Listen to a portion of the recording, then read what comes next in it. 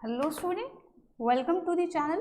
सो student, आज की इस वीडियो में जो हमने प्रीवियस वीडियो में इंडियन कॉन्ट्रैक्ट एक्ट स्टार्ट करा था, एक्चुअल में उसके बेसिक इंट्रोडक्शन के रिगार्डिंग प्रीवियस वीडियो में हमने डिस्कशन करा था।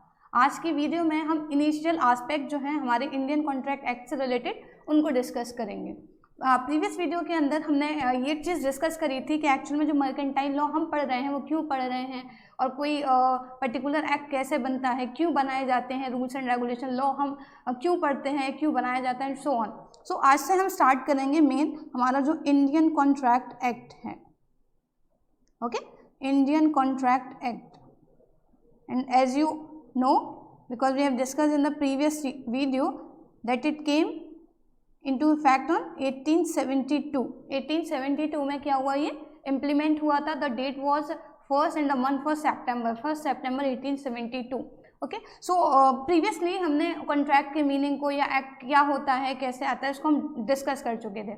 बट एक्चुअल में जब हम पूरे के पूरे किसी एक एक्ट को पढ़ रहे हैं तो उसको सर्टेन पार्ट्स में हम क्या कर सकते हैं, डिवाइड कर सकते हैं। जैसे आप स्टूडेंट्स हैं, जैसे CS स्टूडेंट्स और CS स्टूडेंट्स मेनली आपके यहाँ भी एक चैप्टर को अलग अलग पार्ट्स में डिवाइड कर रखा है, मतलब एक पर्टिकुलर एक्ट को। तो हम उसी मैनर में जो भी पर्टिकुलर एक्ट्स पढ़ेंगे उनको डिस्कस करेंगे। सो आज से हम हमारा जो ICA का यूनिट नंबर 1 है इसको स्टार्ट करेंगे। ओके, और यूनिट नंबर 1 हमारा किससे रिलेटेड है? यूनिट नंबर 1 हमारा रिलेटेड है नेचर ऑफ कॉन्ट्रैक्ट से।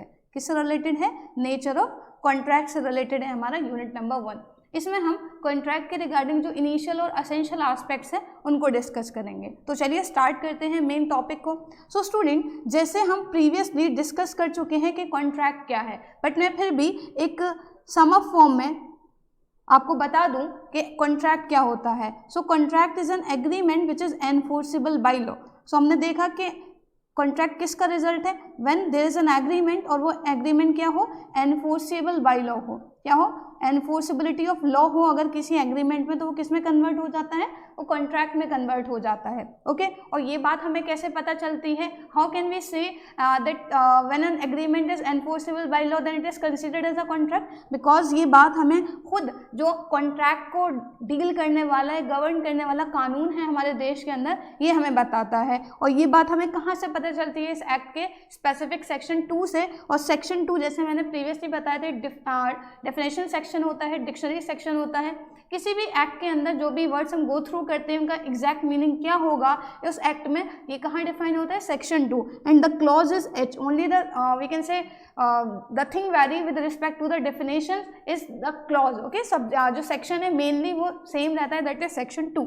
एग्रीमेंट क्या होता है? So agreement can be further defined as it is a result of offer and acceptance. When a party gives an offer to someone and that particular party accept that offer, then it is known as agreement, or we can say it becomes an agreement. तो agreement किसका result है? Offer plus acceptance. ये बात हमें कहाँ से पता चली? ये बात भी सेक्शन 2 में, क्योंकि जो भी हम पर्टिकुलर वर्ड्स पढ़ते हैं उसका मीनिंग कहाँ होता है? Section 2, but the clause is different, that is clause E। Okay, अब मैं ये बात फिर से आपको क्यों बता रही हूँ, क्योंकि हमने शुरुआत जो यूनिट फर्स्ट है हमारा नेचर ऑफ कॉन्ट्रैक्ट, इसमें इसी को बेस मानते हुए करनी है। सो हम अच्छे से जानते हैं कि एक्चुअल में हर एक एग्रीमेंट कॉन्ट्रैक्ट नहीं होता, लेकिन हर कॉन्ट्रैक्ट एग्रीमेंट होता है। बिकॉज एक्चुअल में क्या है, जब हम ये एक इक्वेशन फॉर्म देख रहे हैं, दैट हम देख रहे हैं कि कॉन्ट्रैक्ट के अंदर क्या है? एग्रीमेंट इंक्लूडेड है। In order to make each and every contract there must be an agreement first. किसी भी कॉन्ट्रैक्ट के बनने के लिए सबसे पहले एग्रीमेंट का होना जरूरी है। तो इसीलिए कहा जाता है कि सारे कॉन्ट्रैक्ट एग्रीमेंट होते हैं, बट सारे एग्रीमेंट कॉन्ट्रैक्ट नहीं होते। Because agreement can be categorise into 2 category, that is social and legal. Social मतलब जो social we can say aspect से रिलेटेड है, जिसमें लॉफुल एनफोर्सेबिलिटी नहीं होती है। फॉर एन एग्जाम्पल, जैसे सोशल के अलावा पॉलिटिकल एग्रीमेंट्स भी होते हैं, लेकिन वो कॉन्ट्रैक्ट का पार्ट नहीं होते। अगर मैं बात करूँ, जैसे सोशल है, लीगल है और पॉलिटिकल है। अभी हम इसको कैसे समझेंगे? सबसे पहले बात करते हैं स्टूडेंट सोशल एग्रीमेंट की। सोशल एग्रीमेंट मतलब we as a human being are social animal, right? तो हम एक सोशल एनिमल हैं, तो हम आपस में मतलब अपने फ्रेंड से, अपने वीकेंड से रिलेटिव से, या हम एक्चुअल में हमसे कोई प्रॉमिस वीकेंड से कोई प्रॉमिस करता है, कोई ऑफर देता है, हमारे पेरेंट्स हैं, हमारे फ्रेंड्स हैं, हमारे रिलेशन में कोई हैं, तो एक्चुअल में जो वो हमसे ऑफर कर रहे हैं या जो एक्चुअल में क्या है विलिंगनेस वो हमारे सामने रिप्रेजेंट कर रहे हैं, तो अगर हम उनकी विलिंगनेस को या उनके ऑफर को एक्सेप्ट कर देते हैं तो उसमें कोई वीकेंड से लीगल एनफोर्सिबिलिटी नहीं आती है, हम उसको कॉन्ट्रैक्ट नहीं मान सकते। वो कैसे, चलिए एक एग्जाम्पल कंसिडर कर लेते हैं स्टूडेंट। हम यहाँ दो फ्रेंड का एग्जाम्पल ले रहे हैं और उन्हें हम ट्रीट करें एक्स एंड वाई से, ओके। तो यहाँ एक ये जो बंदा है एक्स, इसने अपने फ्रेंड वाई को इनवाइट करा है, ओके। इसने क्या करा, इनवाइट करा है किसको, वाई को। X invite Y for dinner, okay. X ने वाई को डिनर पर इनवाइट करा है। ये एक्चुअल में इनविटेशन के रिगार्डिंग ऑफर एक्स ने वाई को दिया कि ऐसे ऐसे कल या परसों मैं एक्चुअल में क्या है तुम्हें इनवाइट करना चाहता हूँ तुम्हारी फैमिली को अपने यहाँ डिनर पर। और वाई ने क्या करा, वाई ने उसके ऑफर को या वीकेंड से इन्विटेशन को कर लिया एक्सेप्ट। हालांकि मैं यहाँ कह रही हूँ ऑफर या इन्विटेशन, हालांकि ऑफर और इनविटेशन टू ऑफर में डिफरेंस है, जो हम आगे सब्सिक्वेंट वीकेंड से टॉपिक्स में उस चीज़ को क्लैरिफाई करेंगे। सो यहाँ जब एक्स ने वाई को ये एक वीकेंड से डिनर का ऑफर दिया, ये इनविटेशन दिया, तो वाई ने उसको कर लिया एक्सेप्ट, ओके परसों मेरी फैमिली आपके यहाँ इंशाल्लाह पहुँच जाएगी। अब होता क्या है कि एक्चुअल में वाई की फैमिली में वीकेंड से एक्सीडेंटली कुछ मिस हैपनिंग हो जाती है, जिसकी वजह से उसकी फैमिली को क्या करना पड़ता है, हॉस्पिटल जाना पड़ता है। मतलब उनके क्लोज रिलेशन में किसी का एक्सीडेंट हो जाता है और जहाँ उनका जाना दावत से ज़्यादा ज़रूरी हॉस्पिटल जाना हो जाता है। तो एक्चुअल में क्या है, वाई की फैमिली हॉस्पिटल चली जाती है और एक्स को कॉल करके वो लोग इन्फॉर्म कर देते हैं कि वी आर वेरी सॉरी, हम नहीं आ सकते, ऐसे ऐसे ये एक्सीडेंट हो गया एंड सो ऑन। तो मुझे ये बताइए, एक्स ने जब भी हम किसी के रिगार्डिंग कोई वीकेंड से अरेंजमेंट कर रहे हैं, किसी को इनवाइट कर रहे हैं किसी डिनर पार्टी पे या लंच पार्टी पे, तो अरेंजमेंट्स होते हैं, पैसा भी खर्च होता है। तो क्या ये एक्स का जो खर्चा हुआ है वाई के रिगार्डिंग, इसने एक डिनर रखा था उसकी फैमिली के लिए, तो क्या ये एक्स वाई से उस खर्चे का, उस अरेंजमेंट का पैसा वसूल सकता है? क्योंकि यहाँ तो अगर हम सिंपली ये पढ़ें कि हाँ ये कॉन्ट्रैक्ट है, there is an offer and acceptance, but यहाँ एक चीज़ मिस है। We know very well that in order to we can say convert an agreement into a contract there must be enforceability of law, lawful enforceability होनी चाहिए। लेकिन यहाँ lawful enforceability नहीं दिख रही है, क्योंकि एक्स जो है वाई को फोर्स नहीं कर सकता, लीगली एक्चुअल में फोर्स नहीं कर सकता कि वो जो भी पैसा एक्स का खर्च हुआ है वाई उसको क्या करे, पे करे। तो ये सोशल है। ऐसा होता है ना, हमारे पेरेंट्स भी हमसे काफ़ी ज़्यादा ऑफर करते हैं हमें, या प्रॉमिस करते हैं कि बच्चा ऐसा है कि तुम एक्चुअल में क्या है 12th में अच्छे से पढ़ो, 12th में अगर तुम्हारे अच्छे परसेंटेज आएंगे तो हम तुम्हारे वीकेंड से मनपसंद मोबाइल फ़ोन दिलाएंगे, बाइक दिलाएंगे, जो भी एक्चुअल में क्या है जो आप उनके सामने डिमांड्स रखते हो, वो उसी को एक बेस बनाकर आपको जनरली क्या कर रहे हैं, मोटिवेट और कन्विंस कर रहे हैं कि हाँ अगर तुम्हारी अच्छे परसेंटेज आएगी बोर्ड्स में तो हम आपको क्या करेंगे, फ़ोन दिलाएंगे, बाइक दिलाएंगे, लैपटॉप दिलाएंगे एंड सो ऑन। तो अगर ऐसा होता है that you we can say secure a good percentage but then also your parents we can say are not fulfilling their promise, तो क्या आप उनके अगेंस्ट कोई लीगल एक्शन ले सकते हो? क्या आप उनके अगेंस्ट कोई we can say complain file कर सकते हो? सो ऐसा तो नहीं है ना, कोई पॉसिबिलिटी नहीं है, क्योंकि वो सोशल एग्रीमेंट हैं। तो बात अब हमें किस लिहाज की करनी है, क्योंकि हम कॉन्ट्रैक्ट पढ़ रहे हैं, लेकिन हम इन चीज़ों को क्यों डिस्कस करें, तो कॉन्ट्रैक्ट बनेंगे ही नहीं। ये डिस्कस करना ज़रूरी है, क्योंकि एग्जाम में आपके यहाँ आते हैं कुछ एक्चुअल में क्या है केस स्टडीज टाइप क्वेश्चन, जहाँ आपको कोई सिचुएशन दे दी जाएगी और आपको आइडेंटिफाई करना पड़ेगा कि whether this is a contract और नॉट, और अगर है तो क्या लीगल रेमेडीज अवेलेबल है एक we can say aggrieved party को and so on. So first of all it has to be very clear कि एक्चुअल में कौन कौन से वी कैन से नेचर की या कैटेगरीज के जो एग्रीमेंट है वो कॉन्ट्रैक्ट में बेसिकली कन्वर्ट नहीं हो सकते हैं, जिसमें से एक सोशल एग्रीमेंट की कैटेगरी है। लीगल की बात करें तो नाम से आ रहा है कानूनी एग्रीमेंट है, जो किस में कन्वर्ट हो जाएंगे, जो कॉन्ट्रैक्ट में कन्वर्ट हो जाएंगे। मैं अभी इसको बाद में डिस्कस करने, क्योंकि यहाँ इट इज़ वेरी क्लियर कि ये कानूनी एग्रीमेंट है, समझौते हैं, जहाँ पर क्या होगा लीगल रेमेडीज और लीगल राइट्स अवेलेबल होंगे। जब पॉलिटिकल की बात करते हैं स्टूडेंट, पॉलिटिकल एग्रीमेंट भी कॉन्ट्रैक्ट में कन्वर्ट नहीं होते। वो कैसे नहीं होते, जैसे हम देखते हैं ना जो पॉलिटिशियंस होते हैं वो कितना ज़्यादा हम लोगों को मतलब प्रॉमिस करके एक टाइप से ऑफर करते हैं। आपने देखा होगा जब इलेक्शंस कैंपेनिंग के टाइम पर पार्टीज़ के जो लीडर है वो एक्चुअल में क्या है स्पीचेस में अपने कितने प्रोमिस करते हैं कि आप हमारी पार्टी को वोट करिए, हम एक्चुअल में क्या करेंगे, ये फैसिलिटीज़ प्रोवाइड करेंगे, हम एजुकेशन स्टैंडर्ड को बढ़ाएंगे, हम आपके वैकेंसी एरिया की सैनिटेशन का ध्यान रखेंगे, हम महंगाई को कम करेंगे, हम बेरोजगारी को कम करेंगे एंड सो ऑन। लेकिन जब पार्टी पार में आ जाती हैं तो उनके बहुत सारे प्रोमिसेस फुलफिल नहीं होते। तो उन्होंने क्या करा भाई, वैकेंसी प्रॉमिसिंग, वो हमें ऑफर करने के यस अगर आप हमारी पार्टी को वोट करेंगे तो हम ये सारी एक्टिविटीज़ या ये सारे बेनिफिट्स आपको प्रोवाइड करेंगे। हमने क्या करा, उनके फेवर में वोट कास्ट करके हमने उनके ऑफर को एक्सेप्ट कर लिया, तो एग्रीमेंट है। लेकिन जब वो पार्टी अपने प्रोमिसेस को फुलफिल नहीं करती है या वी कैन से अपने प्रॉमिस को पूरा करने से मुकर जाती है, तो क्या हमारे पास कोई लीगल राइट है? क्या हम लीगल वी कैन से कोई कंप्लेन फाइल कर सकते हैं? नहीं, क्योंकि क्लियरली आईसीए कहता है कि पॉलिटिकल एग्रीमेंट कॉन्ट्रैक्ट नहीं होते हैं। अब जनरली ये जो मिडिल वाली कैटेगरी थी ये मैंने अभी डिस्कस करने के लिए रहने दी। क्यों? क्योंकि बात फिर घुमा फिरा कर वही है कि लीगल एग्रीमेंट है तो ये यहाँ तो हमारे पास एनफोर्सबिलिटी रहेगी, मतलब कानून के लिहाज से हमारे पास क्या रहेंगे, कुछ हक रहेंगे, ठीक है, हमारे राइट्स रहेंगे जिसके अकॉर्डिंग हम रिलीफ अवेल कर सकते हैं by we can say filing a complain against the जो भी ब्रीचिंग पार्टी है, डिफॉल्टिंग पार्टी है उसके अगेंस्ट। लेकिन क्या लीगल एग्रीमेंट कैसे बनते हैं? क्योंकि it is very we can say कहीं ना कहीं क्यूरियोसिटी होनी चाहिए। बहुत कॉमन सी बात है कि कोई चीज़ हम पढ़ रहे हैं तो ये कैटेगरी क्यों एक्चुअल में कॉन्ट्रैक्ट का पार्ट बन रही है, क्योंकि लॉ हमें कहीं ना कहीं लॉजिकल थिंकिंग पर फोर्स करता है कि कोई चीज़ क्यों है, कैसे है, क्यों है तो क्यों है और नहीं है तो क्यों नहीं है। तो एक्चुअल में अगर हम बात करें कि लीगल एग्रीमेंट क्यों कॉन्ट्रैक्ट का पार्ट है, क्योंकि लीगल एग्रीमेंट में होते हैं स्टूडेंट असेंशियल एलिमेंट्स। क्या होते हैं? असेंशियल एलिमेंट्स, या वी कैन से जिस एग्रीमेंट के अंदर असेंशियल एलिमेंट्स हों। क्या हो? असेंशियल एलिमेंट्स हों जो एक वैलिड कॉन्ट्रैक्ट के रिगार्डिंग होना ज़रूरी हैं। जब एक एग्रीमेंट के अंदर असेंशियल एलिमेंट्स होते हैं जो कहाँ गिवन है, essential elements of valid contract given under section, जो कहाँ गिवन है, गिवन अंडर सेक्शन 10। ये इंपॉर्टेंट है, सेक्शन ध्यान रखना है। जब किसी एग्रीमेंट के अंदर सेक्शन 10 जो है आईसीए का, उसके अंदर जो भी एलिमेंट्स असेंशियल वाले हैं वो प्रोवाइडेड हैं, अगर किसी एग्रीमेंट के अंदर वो सारे एलिमेंट प्रेजेंट हैं तो हम क्या कर सकते हैं, ये कंसीडर कर सकते हैं कि हाँ वो एक पर्टिकुलर एग्रीमेंट क्या है, कॉन्ट्रैक्ट है। और वो एग्रीमेंट अगर हम सिर्फ स्पेसिफिकली एग्रीमेंट के बेसिस पर कह रहे हैं तो हम कह सकते हैं कि हाँ वो एक लीगल एग्रीमेंट है। क्या है? लीगल एग्रीमेंट है। ओके, वो क्या है? Legal agreement. तो अब ये समझते हैं कि कौन कौन से एलिमेंट ऐसे हैं जो अगर किसी एग्रीमेंट के अंदर होंगे तो उस एग्रीमेंट को हम कॉन्ट्रैक्ट कंसीडर कर सकते हैं। तो जैसे कि मैंने बताया कि हमें फर्स्ट ऑफ ऑल क्या चेक करना पड़ेगा कि जो आईसीए हमारा 1872 का है उसका एक स्पेसिफिक सेक्शन है, सेक्शन 10, जहाँ पर बता रखा है कि अगर कोई मतलब एग्रीमेंट कॉन्ट्रैक्ट में कन्वर्ट हो सकता है तो उसके लिए क्या क्या एलिमेंट्स होंगे जो हमें चेक करने पड़ेंगे। Okay, so now will discuss that what are the essential element. तो असेंशियल एलिमेंट में सबसे पहली बात आती है जो बहुत ही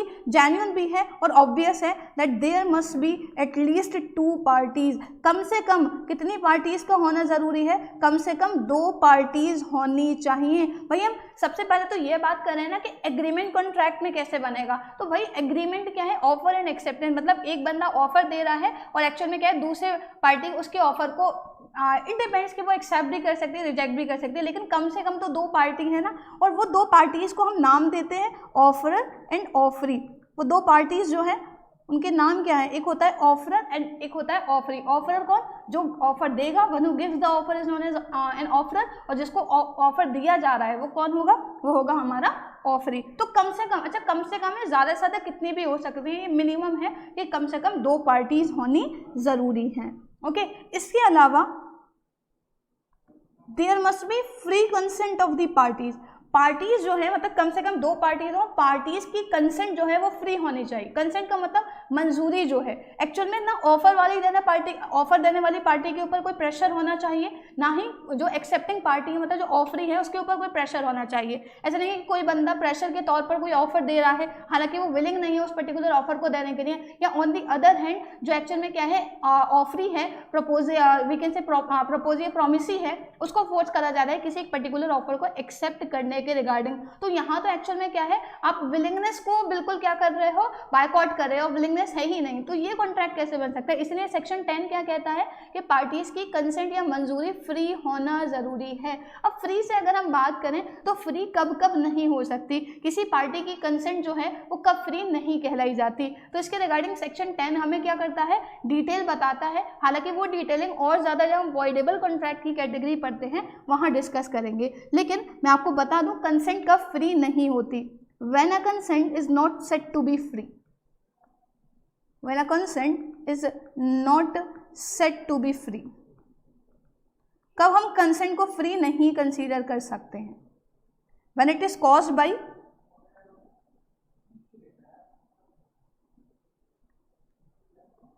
when it is caused by coercion। कोइजन मतलब, जब कोइजन का मतलब क्या है, मैं आपको मतलब मेन वर्ड्स यहाँ लिख रही हूँ so that you can easily understand it. Okay, coercion का मतलब है किसी को धमकाना, थ्रेटनिंग, या किसी को मारना, बीटिंग, या वी कैन से, और सबको रिप्लेस करके जब आप किसी के ऊपर कोई फिजिकल प्रेशर लगाते हो। ओके, फिजिकल प्रेशर जनरली क्या करते हो, क्रिएट करते हो, तो वो किसका एग्जाम्पल है, वो कोएर्जन है। आप किसी को डरा धमकाकर, मार पीट कर, फिजिकल टॉर्चर करके आप क्या कर रहे हो, या तो उससे कोई offer we can say express करवा रहे हो, या किसी ऑफर के रिगार्डिंग उसकी एक्सेप्टेंस को इन तरीकों से क्या कर रहे हो, अचीव कर रहे हो। तो पार्टी विलिंग नहीं है ना, पार्टी अपने दिल से या अपनी we can say voluntary basis पर क्या नहीं कर रही है, जो कॉन्ट्रैक्ट है उसको ना तो मतलब उसके एसेंशियल एलिमेंट्स को प्रेजेंट नहीं कर रही, जो ये कहता है कि पार्टी की कंसेंट क्या होनी चाहिए, फ्री होनी चाहिए। तो कोएर्जन, अच्छा कोएर्जन में एक्चुअली में स्टूडेंट अगर हम धमकी की बात करते हैं तो अगर आप किसी को ये धमकी दे रहे हो कि आप सुसाइड कमिट कर लोगे अगर किसी ने आपकी बात नहीं मानी, किसी ने आपके ऑफर को जनरली एक्सेप्ट नहीं करा, then you will commit suicide. तो ये भी कोएर्जन की कैटेगरी में आता है, क्योंकि आप इस वजह से, इस बेसिस पर दूसरे को डरा रहे हो ताकि वो आपकी ऑफर पर हामी भर दे। ओके, तो कोएर्जन जहाँ पर फिजिकल प्रेशर हो, फिजिकल टॉर्चर होता है, या फिर अगर पार्टीज के ऊपर अनड्यू इन्फ्लुएंस लगाया गया है। अनड्यू इन्फ्लुएंस का मतलब है मेंटल प्रेशर, मतलब आप जब किसी को मेंटली बहुत ज़्यादा वी कैन से मतलब उसके माइंड को अपने लिहाज से चलाना शुरू कर दो, या एक टाइप से आप बहुत ज़्यादा उसको वी कैन से अपने बेनिफिट के लिए कन्विंस करना शुरू कर दो, तो उसको बोलते हैं अनड्यू इन्फ्लुएंस। यहाँ इंसान के दिमाग से खेला जाता है, दिमाग इंसान का ही है लेकिन उसके दिमाग को कोई और वी कैन से कंट्रोल कर रहा है, और वो उसी के बेसिस पर क्या कर रहा है, डिसीजन ले रहा है, या किसी एक ऐसी चीज़ को अग्री कर रहा है जो इसके मतलब जो पार्टी उसको एक्सेप्ट करेगी उसके बेनिफिट के लिए नहीं है, दूसरा उस अपने पोजीशन का फ़ायदा उठा रहा है। अब ये कैसा हुआ, कॉम्प्लिकेटेड सा हो गया थोड़ा, तो समझ लेते हैं कि अनड्यू इन्फ्लुएंस क्या होता है। तो स्टूडेंट अनड्यू इन्फ्लुएंस के अंदर एक और मेन चीज़ है कि एक्चुअल में आईसीए बताता है कि जब हम कोई भी केस अनड्यू इन्फ्लुएंस का पढ़ रहे हैं या ये जज करना हो कि क्या एक पर्टिकुलर केस अनड्यू इन्फ्लुएंस से रिलेट करता है या नहीं, तो हमें 3 जो अनड्यू इन्फ्लुएंस की एसेंशियल कंडीशंस हैं उनको चेक करना पड़ेगा। अगर तीनों कंडीशंस प्रेजेंट हैं तभी वो केस अनड्यू इन्फ्लुएंस का बनेगा। तो समझ लेते हैं कौन सी कंडीशंस हैं जो अनड्यू इन्फ्लुएंस के लिए ज़रूरी हैं। सो अनड्यू इन्फ्लुएंस की कंडीशन नंबर 1 क्या कहती है, that there must be a relationship, that there must be a relationship between, or we can say among the parties। जो भी कॉन्ट्रैक्टिंग पार्टीज हैं उनके बीच क्या होनी चाहिए, रिलेशनशिप होनी चाहिए। क्या कहता है इंडियन इन्फ्लुएंस की पहली कंडीशन कि जो भी कॉन्ट्रैक्टिंग पार्टीज हैं उनके बीच में रिलेशनशिप होना ज़रूरी है। अच्छा, ये रिलेशनशिप 2 कैटेगरीज में डिवाइड है, रिलेशनशिप कैन बी रियल और फ्यूडिशरी। रियल का मतलब जैसे कोई ब्लड रिलेशनशिप हो सकती है, लेकिन फ्यूडिशरी का मतलब क्या होता है स्टूडेंट, फ्यूडिशरी रिलेशनशिप वो रिलेशनशिप है जो ट्रस्ट एंड कॉन्फिडेंस पर बेस्ड होती है। किस पर बेस्ड होती है, ट्रस्ट एंड कॉन्फिडेंस पर बेस्ड होती है। मतलब या तो एक्चुअल में क्या है, आप वी कैन से एक दूसरे को जानते हो, खानदान है, या एक्चुअल में कोई ब्लड रिलेशन है, तो कॉन्ट्रैक्टिंग पार्टी से आपका कोई रियल रिलेशन है, या फ्यूडिशरी जो ट्रस्ट एंड कॉन्फिडेंस पर बेस्ड हो। Trust and confidence for an example, अगर हम फ्यूडिशरी रिलेशनशिप की एग्जाम्पल की बात करें स्टूडेंट, तो doctor doctor and patient, doctor and patient की रिलेशनशिप क्या है, फ्यूडिशरी है, बिकॉज यहाँ पर जो पेशेंट है वो किस पर ट्रस्ट करता है, वो डॉक्टर पर ट्रस्ट करता है। हम एक्चुअल में क्या है, जब बीमार होते हैं तो इसी वी कैन से एक्सपेक्टेशन के साथ ही तो डॉक्टर के पास जाते हैं कि डॉक्टर हमें क्या करेगा, मेडिसिन प्रिस्क्राइब करेगा, जिसको लेकर हम क्या है, हम परफेक्टली फिट हो जाएंगे, हम थोड़ा वी कैन से अच्छा महसूस करना शुरू कर देंगे, तो हम ट्रस्ट करते हैं, ठीक है, हमारा बहुत ज़्यादा भरोसा होता है डॉक्टर के ऊपर कि हाँ एक्चुअल में क्या है, दवाई लेने से हम क्या हो सकते हैं, ठीक हो सकते हैं, और दवाई कौन सी सही रहेगी किसी एक we can say particular case में, ये एक्चुअल में क्या है, डॉक्टर हमें कंसल्ट कर सकता है, बता सकता है। तो doctor and patient is an example of fiduciary relationship. There are lot of example we can consider in this category, like अगर हम गुरु एंड डिवोटी की बात करें, ऐसे गुरु है, कोई श्रद्धालु है, तो एक्चुअल में क्या है, वो एक्चुअल में गुरु पर ट्रस्ट कर रहे हैं कि उनका गुरु जो भी उन्हें बता रहा है वो बिल्कुल सही होगा। ऐसे टीचर एंड स्टूडेंट का है, स्टूडेंट भी टीचर पर ट्रस्ट करते हैं कि यह जो भी टीचर हमें बता रहे हैं तो बात बिल्कुल सही होगी। ओके, तो पहला कंडीशन ये कहती है कि पार्टीज के बीच रिलेशनशिप होना जरूरी है, चाहे वो रियल हो चाहे वो फ्यूडिशरी हो। इसका मतलब इसके बाद स्टूडेंट एक और चीज, that one party must be in a dominating position. क्या है ये, that one party must be in a dominating position over the other, कि एक पार्टी दूसरे पार्टी के ऊपर डोमिनेटिंग पोजीशन रखती हो। डोमिनेटिंग पोजीशन का मतलब है, डोमिनेटिंग का मतलब पावरफुल, मतलब एक पार्टी ज़्यादा पावर में हो, एक पार्टी का ज़्यादा विकेट से प्रेशर हो, दबाव हो, रुआब हो दूसरी पार्टी के ऊपर। जैसे अभी हमने पहला पॉइंट डिस्कस करा कि एक रिलेशनशिप होनी चाहिए, चाहे वो फ्यूडिशरी हो चाहे वो रियल हो। अब यहाँ पर डोमिनेटिंग को कैसे समझ सकते हैं? फॉर एन एग्जाम्पल स्टूडेंट, जैसे मैंने डॉक्टर और पेशेंट का एग्जाम्पल लिया, तो इस केस में कौन सी पार्टी डोमिनेटिंग पोजीशन में है? ऑब्वियसली डॉक्टर है, बिकॉज पेशेंट किसके अकॉर्डिंग वी कैन से काम करेगा या किसकी बात मानेगा? डॉक्टर की ना। डॉक्टर जैसा बताएगा कि नहीं आपको एक्चुअल में ये डाइट लेनी है, ये चीज़ें नहीं खानी, ऐसा करना है, वैसा करना है, ठीक है, आपने क्या करना है, वॉक पर जाना है सुबह, एंड सो ऑन। जिस भी तरीके से आपको क्या कर रहा है, वो डॉक्टर आपको गाइड कर रहा है, आपको बता रहा है, आपको एडवाइस दे रहा है, ठीक है। तो एक्चुअल में क्या है, ये सेकंड हमारी कंडीशन कह रही है कि एक पार्टी डोमिनेटिंग पोजीशन में हो,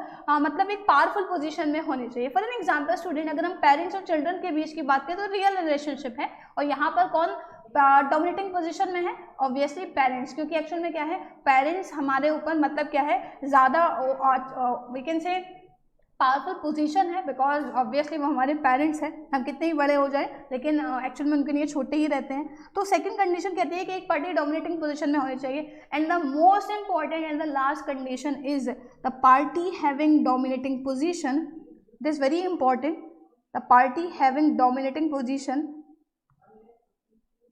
the party having dominating position must take undue advantage.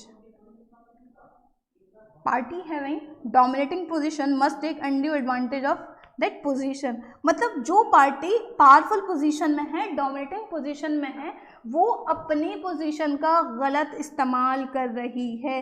देखिए लॉ के अंदर ये जो छोटे छोटे ग्रामेटिकल वी कैन से जो वर्ड्स हैं या मॉडल्स हैं, ये काफ़ी ज़्यादा इंपॉर्टेंट है, क्योंकि अगर आपने इसकी जगह कोई और जैसे मस्ट की जगह में यूज़ कर दिया तो आपने एक compulsory we can say provisions को एक वॉलंटरी प्रोविजन या ऑप्शनल प्रोविजन बना दिया। तो ये क्या कह रहा है, मस्ट, कि जो पार्टी डोमिनेटिंग पोजीशन में है वो अपनी पावरफुल पोजीशन का फ़ायदा उठाए, अनड्यू अनफेयर एडवांटेज ले। ओके, एक्चुअल में क्या है, अपने फायदे के लिए क्या कर रही है, दूसरी पार्टी का एक्चुअल में नुकसान कर रही है, ऐसा होना चाहिए।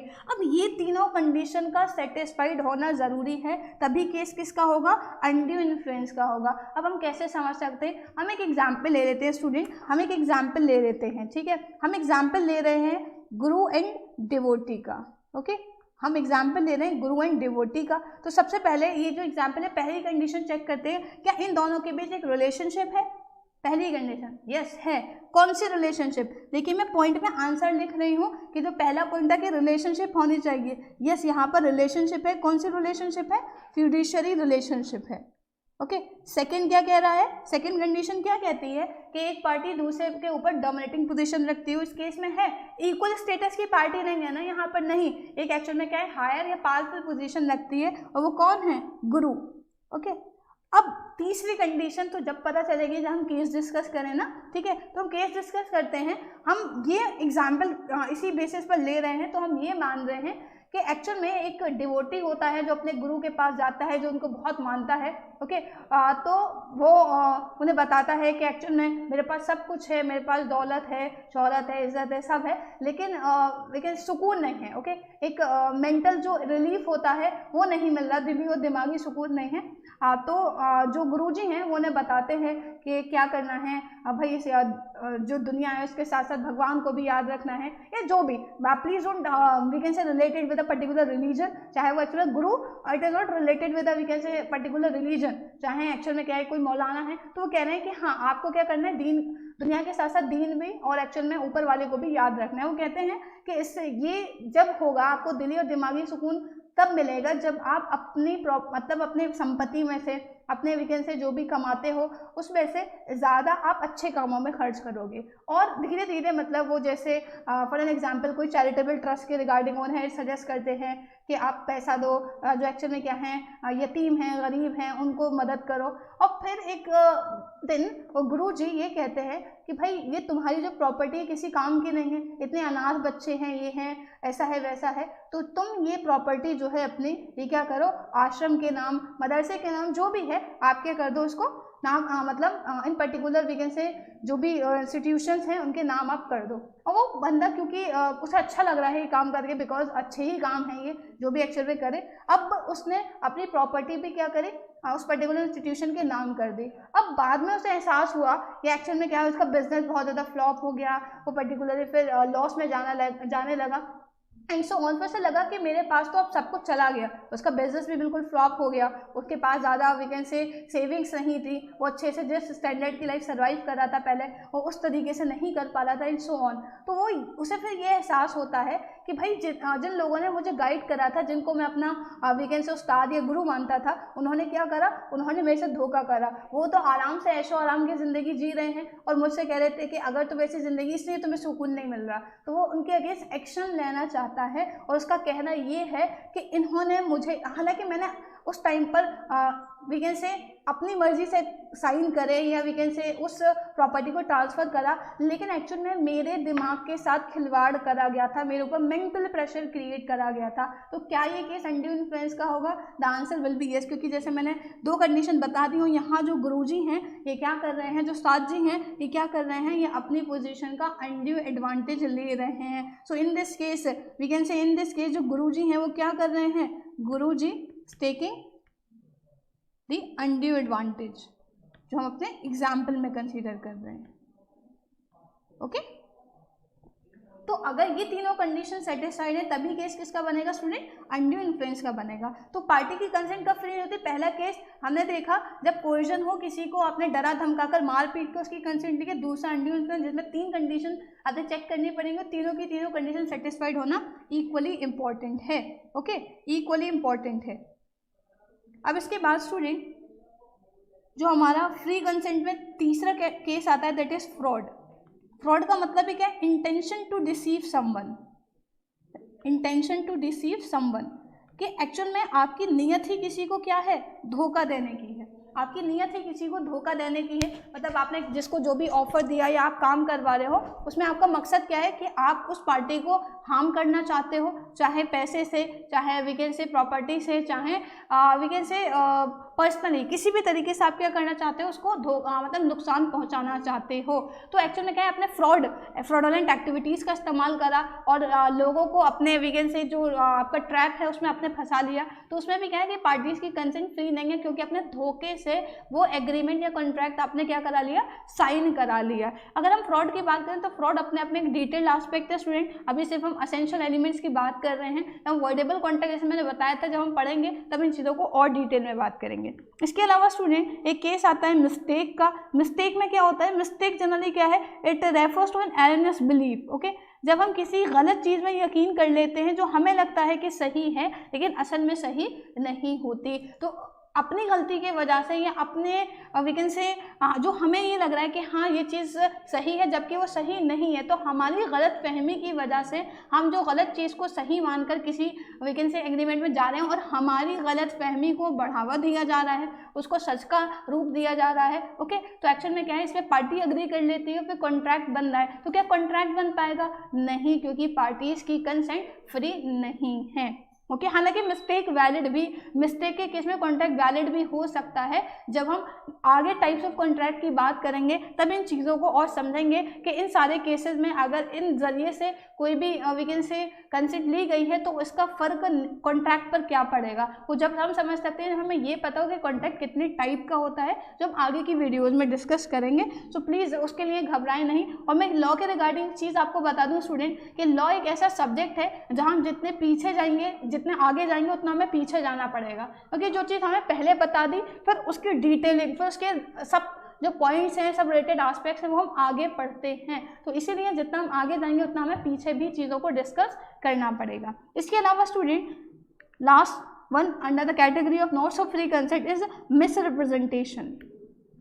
मिसरिप्रेजेंटेशन का मतलब क्या है, किसी भी चीज़ को मैनिपुलेट करना, गलत ढंग से बताना, तो इसको क्या कहते हैं, मिसरिप्रेजेंटेशन। चीज़ों को एग्जैक्ट फॉर्म में रिप्रेजेंट नहीं करना। तो कुछ को आप लोगों को लग रहा होगा कि ये तो फ्रॉड में भी होता है, तो मैं बता दूं स्टूडेंट कि मिसरिप्रेजेंटेशन की दो कैटेगरी होती हैं, that is innocent misrepresentation and wilful. अब इनोसेंट से क्या समझ आ रहा है आपको कि एक्चुअल में कोई अनइंटेंशनली मासूमियत में क्या करा, उसने कोई चीज़ गलत रिप्रेजेंट कर दी। अब एक्चुअल में क्या है, ये इनोसेंट क्यों वीके से मासूमियत में या अनजाने में अनइंटेंशनली ऐसा काम कर दिया। जहाँ पर मान लीजिए कोई काम मुझे या कोई इन्फॉर्मेशन मुझे आगे कन्वे करने के रिगार्डिंग दी गई है, कोई रिपोर्ट मुझे आगे कन्वे करने के रिगार्डिंग दी गई है, फॉरवर्ड करने के रिगार्डिंग दी गई है, और मुझे एक्चुअल में ये नहीं पता कि वो रिपोर्ट सही है या नहीं, लेकिन मैं उस रिपोर्ट को जो आगे वीकेंड से फॉरवर्ड कर रही हूँ, मेरी बिलीफ ये है, मेरा यकीन ये है कि वो एक्चुअल में रिपोर्ट बिल्कुल एग्जैक्ट है, जेन्युइन है, ऑथेंटिक है।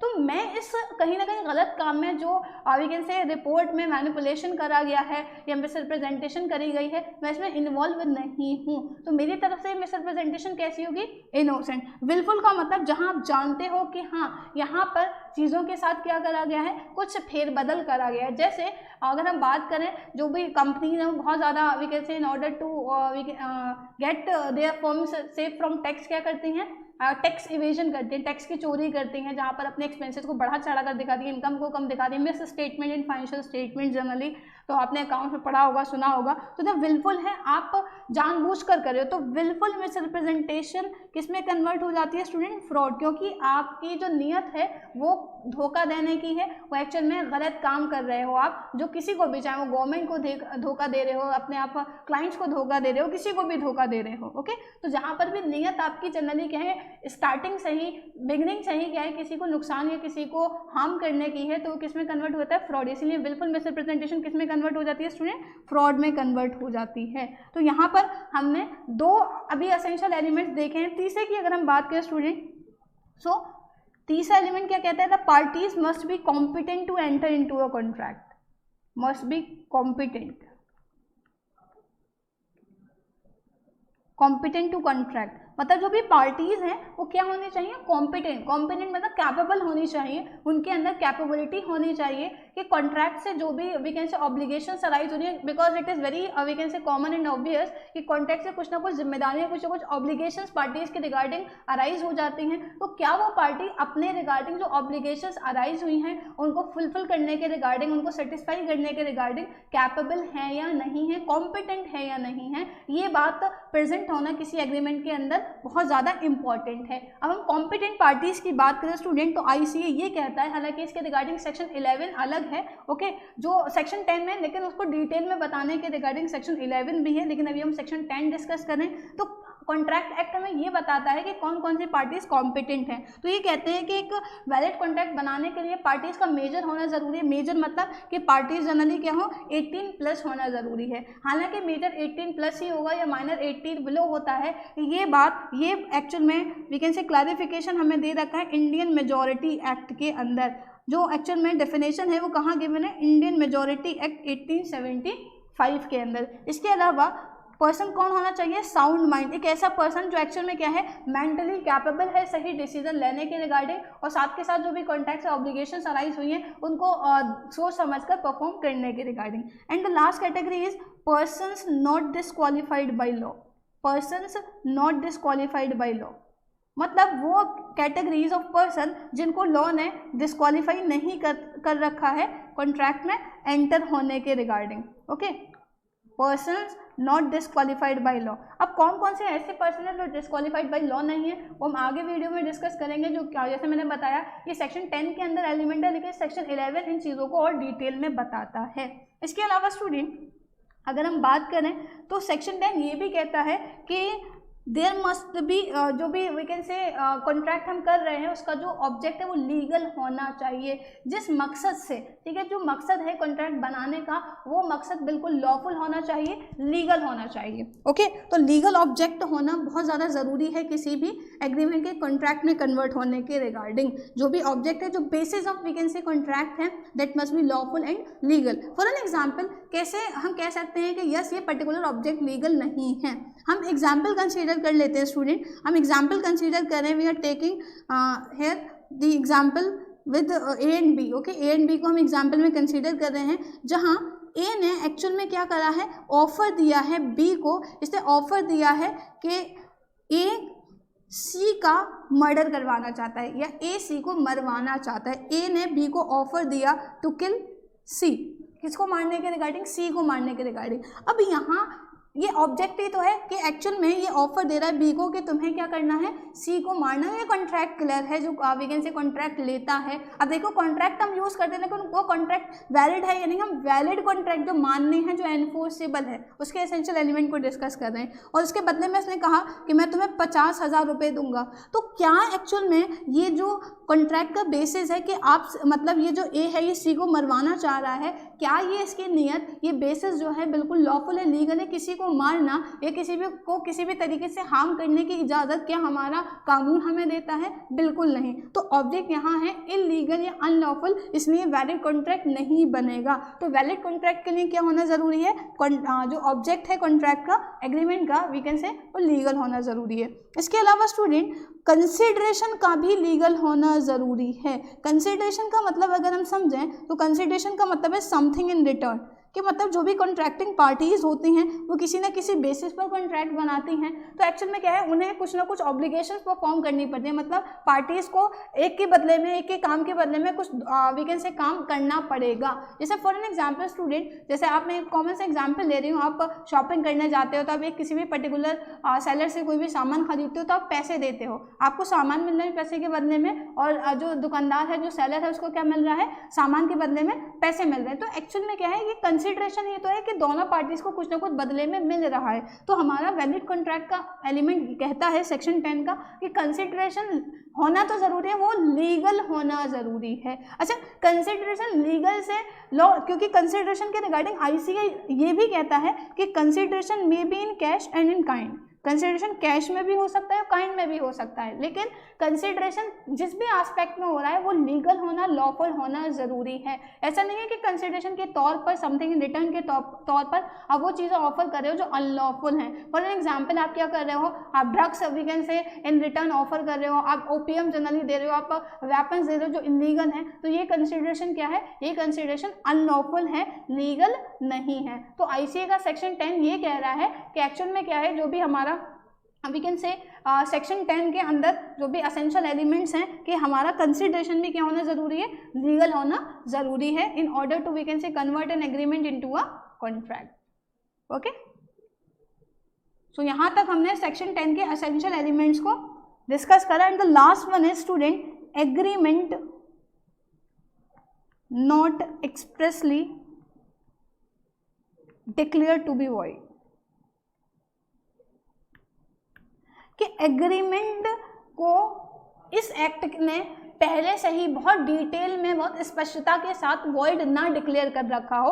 अगर ऐसा नहीं है तो वो कॉन्ट्रैक्ट वैलिड कॉन्ट्रैक्ट बन सकता है, क्योंकि वॉइड का मतलब होता है स्टूडेंट, वॉइड का मतलब होता है when where there is no right of remedy, जहाँ पर कोई रेमेडियल राइट नहीं होता, कानूनी अधिकार हमारे पास नहीं होता है। तो कुछ मतलब ऐसे समझौते हैं, ऐसे एग्रीमेंट हैं जो पहले ही कैटेगरी और लिस्ट स्पेसिफाइड है हमारे आईसीए के अंदर कि ये एक्ट जो है या ये जो एग्रीमेंट है, सॉरी, वो एक्चुअल में क्या नहीं हो सकते, वो वैलिड कॉन्ट्रैक्ट नहीं बन सकते, वो पहले ही वॉइड है फ्रॉम द वेरी बिगनिंग एब इनिशियो। अब वो कौन से एग्रीमेंट है ये हम इंशाल्लाह नेक्स्ट वीडियो में डिस्कस करेंगे, और इन चीज़ों के रिगार्डिंग आगे भी हम डिटेल में बात करते रहेंगे जैसे जैसे सब्सिक्वेंट टॉपिक्स आएंगे। जैसे मैंने पहले ही बताया कि जितना हम लॉ में आगे पढ़ते हैं उतना ही हमें थोड़ा हद तक पीछे भी जाना पड़ता है। तो ये थे student essential elements of a valid contract के एक एग्रीमेंट कॉन्ट्रैक्ट में कब बनेगा, कब एक एग्रीमेंट लीगल एग्रीमेंट कहलाएगा, जब उसमें सेक्शन 10 के सारे असेंशियल एलिमेंट्स क्या होंगे, प्रेजेंट होंगे। सो आई होप कि आपको टॉपिक क्लियर हुआ। अगर आपका कोई भी डाउट है, कोई भी कंफ्यूजन है तो प्लीज कमेंट जरूर करिए। Thanks for watching this video student, stay tuned for more video.